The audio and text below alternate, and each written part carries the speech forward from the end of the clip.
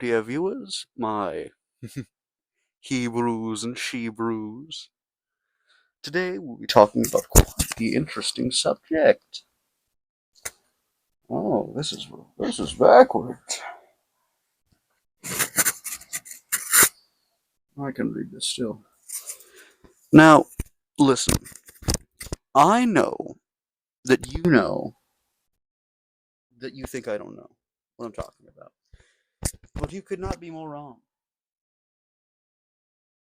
Now, today we're going to be doing the first entry of a new series called Beginner's Bestiary. Yes, ooh, spooky.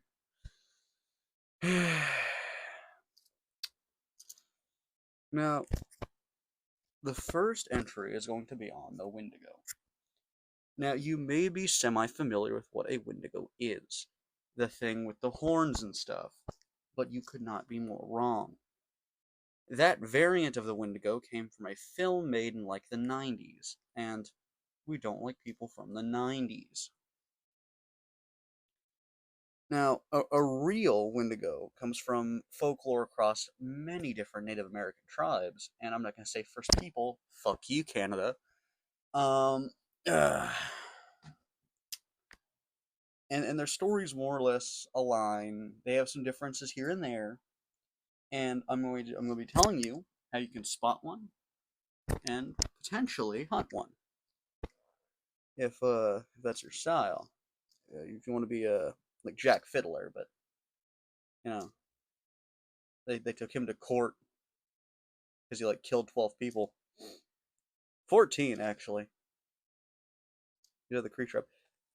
Why's at the bottom of my notes? What the fuck? Huh? That's fun. Uh, a very very common trait that I've taken and seen from depictions of the Wendigo are a almost aura of cold they exude. Now that may be that may be a bit of a misnomer for you guys, but it could work. You know, the dark and spiritual shit does have a tendency to bring and draw the cold, or more like suck the heat away. Now, their tells are a bit harder, aside from just the cold, because they have a smell too. A smell of almost decay. But the issue that comes with this is, how do you know it's gonna be? How do you know it's a fucking Wendigo? Come on. It'd be like a dead squirrel a couple feet away, hidden under some leaves. You know? And that's about all you got to tell what a Wendigo is, because of how proficient predators they are. Because they have the predatory mindset of animals, or not the predatory mindset, the predatory incentive of animals, and the predatory purism of a human. They're intelligent, and I would not put it past some of them to at least understand tool use. Uh, if you do encounter one, I mean, you're dead. Have fun. But if we're going for a purely what if scenario, if you had fire, you could maybe draw it away from you, but that's not guaranteed. Um, because what's really driving them is hunger. So if you're alone, you're the only food they see out there. That fire, they may be scared of it, but that does not mean that will stop them from going after you at all. Uh, now here are some names for it.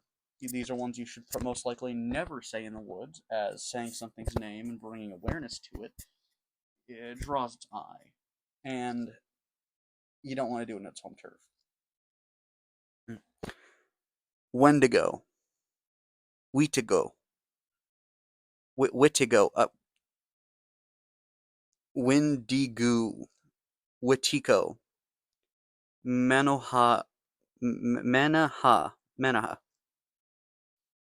Definitely wrote those wrong. Now, there's something very crucial here. A Wendigo is not a skinwalker. So if you do believe you're being stalked or hunted by a Wendigo or a skinwalker, the two are not interchangeable. His skinwalkers hold a semblance of their humanity and understand what they're doing, while a wendigo does not. They are purely going under a drive for your flesh. Now, if we're going under some very specific depictions, specifically ones that come out of Canada, um, they grow as they eat and do stuff like that, which almost makes them like a Draug from Celtic mythology.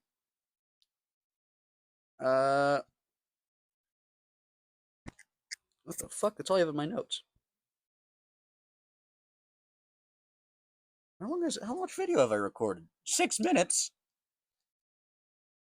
I should write down more notes. Okay. Okay,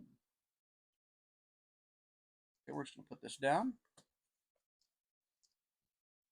The the wendigo is a predator in a similar manner to humans, which means that once it knows you're there, it's not gonna stop going after you, as we did with mammoths.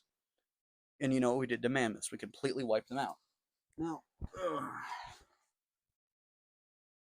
the issue you're going to be coming across if you do encounter one is if you're alone. Because as I said, they're only after meat. So if you want to survive, you can't do it once you've encountered it and you're alone. You're not going to be doing that unless you're a better shot than or unless you can outshoot a wendigo. If you can shoot faster and you're a better aim, then that wendigo can run at you and rip you apart. You are fucked, plain and simple. Um, and that's about it for like the general survivability if you're alone. That's all you can really do. You can stay strapped and pray you can shoot it before it gets to you. And that's something that makes wendigos outright more weak than a lot of other monsters from these myths, because you can kill them normally. You can burn them, you can shoot them, you can stab them. The issue is they're stronger, faster, and a better predator than you, which brings about many issues when it comes down to hunting them, or killing them, or even surviving them. And, that one little thing we have going for us, which is if you shoot it enough, it dies, is kind of hard to accomplish. Because they don't care how much you hurt them. They'll still just run at you and eat you. So if you do want to hunt one down, go with a lot of people you don't mind losing, and they're your bait. That's about it. Aside from that, you could kill one. That Jack Fiddler guy I mentioned earlier killed 14, allegedly. And that's what needs to be understood here. It's not a matter of difficulty in killing them, it's a matter of difficulty in actually getting the opportunity to kill them. You can. It's a difficult process, is all I'm saying. Now, if you were to, let's just say, go out into the woods and you were alone, you have a little pistol on you, yada, yada, yada. Your first warning would either be a smell of decay or an eerie or a chilling cold. Because depending on which one you smell first or which one you feel first, that could dictate how close it is to you.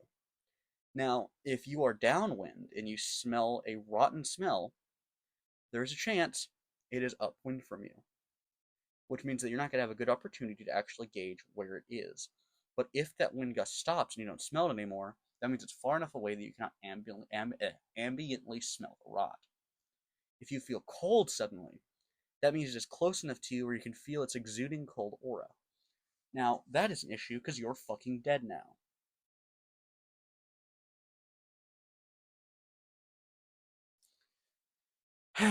Now, there is a lot of hearsay about wendigos, and when people talk about wendigos, they usually like to bring up the whole deer antlers and stuff.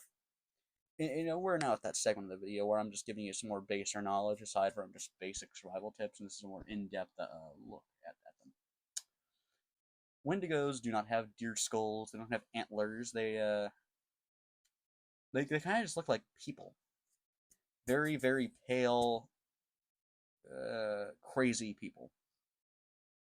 Now, if you were to, let's just say, perhaps see one, you may see something like a emaciated human figure, fingers, skin gone down to the bone because of how they move, how they act.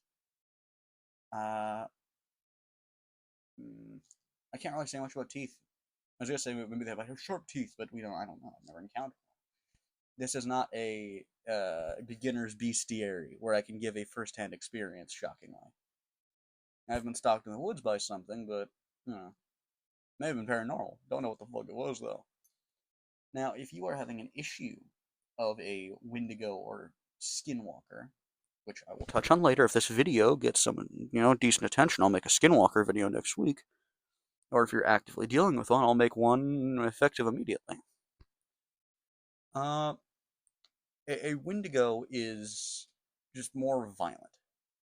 A skinwalker still has semblances of what it was, which was a human. But a wendigo is a corrupted being. Its soul, its essence is corrupted. And that comes from cannibalism. So if you feel bad because you killed something that was a person, it doesn't really matter. It was a cannibal, and cannibalism is just wrong. Yeah. Now, there are many myths following the wendigo that outright don't work, and one of those is the story that they grow. And the story that they grow just doesn't really make much sense. Like, yeah, I could expect their form to change a little bit, but realistically, there's not much physical alteration to that degree that anything can really do to the human body. If you were to, go, I can guarantee that the myth of them growing more than likely originated from a tribe that saw that was doing with two, a big one and a littler one, and they're like, the little one's big now, and they assumed that it grew. I don't think they watched it physically grow, and that's fucking cringe. Now, wendigos cannot be reasoned with. You cannot step back and speak to them. You cannot distract them like a lot of other monsters. And they are hungry. Your words, your sentiment, and who you are and what you do not matter to them. Unlike a skinwalker, you can at least talk your way out of an encounter. You can somewhat reasonably get away. Just the average Joe could. Wendigo, no. It is hunting you, and if it knows you're there, you are its food. Simple as. There is a simple way to fix this, and that is to always carry a gun. Dealer's choice, really. Though I wouldn't recommend anything above or below 9mm. And even 9mm is cutting it. If you're in the woods, and you're not strapped, you're just dead. Like normally. Because most places where these things are native aren't the best place to go into the woods without a gun. The Pacific Northwest up here, parts of Canada, towards like the Midwest. You see, that is a major issue because all those areas are full of dangerous fucking wildlife. So, if you're not being fucking maimed by a wendigo, you're getting maimed by a big cat or a bear. So, that's just some advice. Just have a gun on you normally when you're in the woods. Because you don't know what you're going to find. Because there's a lot of stuff in these woods we don't really know about. There's a lot of stuff in every, set of woods we don't know about. Because the woods naturally attract these things. If you think you want to go and hunt one, in my prior, take on that, I said that you should most certainly bring a bunch of people you don't care about. And along with that, bring a bunch of high-powered rifles. And not just, oh, no, the AR-15. No, bring actually high-powered rifles. Bring hunting rifles. Bring and anything fully automatic if you can. I mean, I'm a sucker for the AK-10. Or not AK-10. Fuck. What's it called? I don't remember. I can't even buy it because my state sucks. Even if you have to get it illegally, you can still say you hunt a wendigo, But there comes an issue if you hunt one, if your whole goal is to kill a wendigo. Because in some stories, the wendigo spirit, or the thing that makes a wendigo, the thing that separates you from that flesh-eating monster that you just shot, is a supernatural entity that can spread, that can move after being attacked, not just you eating it. Or not just you eating people. Which brings a certain layer of danger, because you could just have a rapidly spreading infection among your group. You kill it, One guy that got fucking, backhanded, but is fine, suddenly starts, trying to bite another dude. You gotta put him down. It's gonna keep on happening until it's either just you or you're one of the first to die. So understand, it's a very risque process, and the realities of the dangers they pose in different stages of their life are very unknown. For instance, I couldn't tell you the actual danger of a fledgling, newborn wendigo versus a much older one. I would assume they don't get very old, but I could be wrong, as I'm not sure how their metabolics work. I'm not sure how their body handles things. Because we may know they're eternally hungry, but that doesn't really mean anything. Just because they're eternally hungry, okay, Mr. Killed on the Tribe for Deer, it doesn't mean that they're actually hungry. They could just be, pulling a human. It could just be their innate human nature to just kill. It might not be a hunger thing. That might be an early onset system. That might be one of the things we know of, like, when they start doing shit. They may say they get hungry. But the issue we deal with when they're getting, older, they've been around for longer, is they cannot upkeep the amount of prey they need. Because if they're eternally hungry, if it's always getting worse, they're more than likely not getting enough prey. Or else, wildlife would be completely wiped out. Now, if my assumption is correct here, that would mean that they almost hunt for sport like people, and there's no real reason for it, and that the meat and the food and the organs are more than likely a plus. Now, if a wendigo is anything like an animal, which it embodies many aspects of animals and humans, it would more than likely not kill you upon initially attacking you, unless you fought back and it had to. Many predatory animals, whether they kill first or not, quite enjoy eating your organs, your liver, lungs, heart, and intestines, as they are chock full of nutrients. Animals love them. Which puts you in a very dangerous scenario. Because if it does hunt like a normal animal, or i.e. a large land carnivore, it would more than likely eat your organs first, and then eat the rest of you.